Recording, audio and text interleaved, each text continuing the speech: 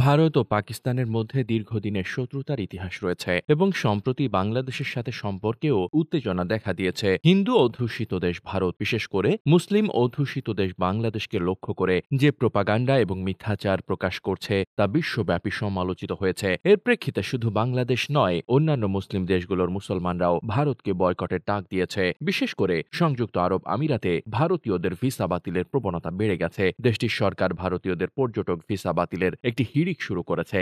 10 December ভারতের গণমাধ্যম Times of India এক প্রতিবেদনে এ তথ্য প্রকাশ করেছে। প্রতিবেদনে বলা হয়েছে, অতীতে সংযুক্ত আরব আমিরাতে ভারত থেকে ভিসা আবেদন করার পর প্রায় 99% মানুষ ভিসা পেতেন। তবে সম্প্রতি আমিরাত সরকারের নতুন নীতি কার্যকর হওয়ায় ভিসা বাতিলের হার ব্যাপকভাবে বৃদ্ধি পেয়েছে। এই পরিবর্তনের কারণে ভারতীয় পর্যটকরা হতাশ এবং আর্থিকভাবে ক্ষতির সম্মুখীন হচ্ছে। সংযুক্ত আরব আমিরাত ভারতীয়দের জন্য নতুন ভিসা নীতিতে উল্লেখ করেছে, ভারতীয়রা আগের মতো ভিসা পাবে না। গ্রহণযোগ্য প্রক্রিয়া ও নির্দিষ্ট তথ্যাদির ভিত্তিতে তারা ভিসা পেতে পারে।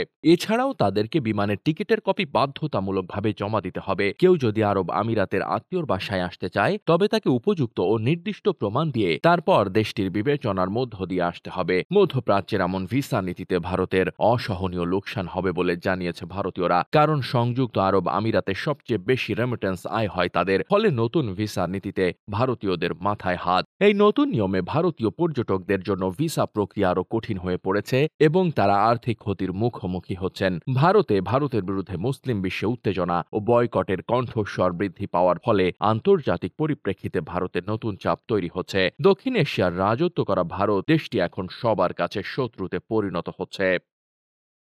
Desk report, বার্তাবাজার।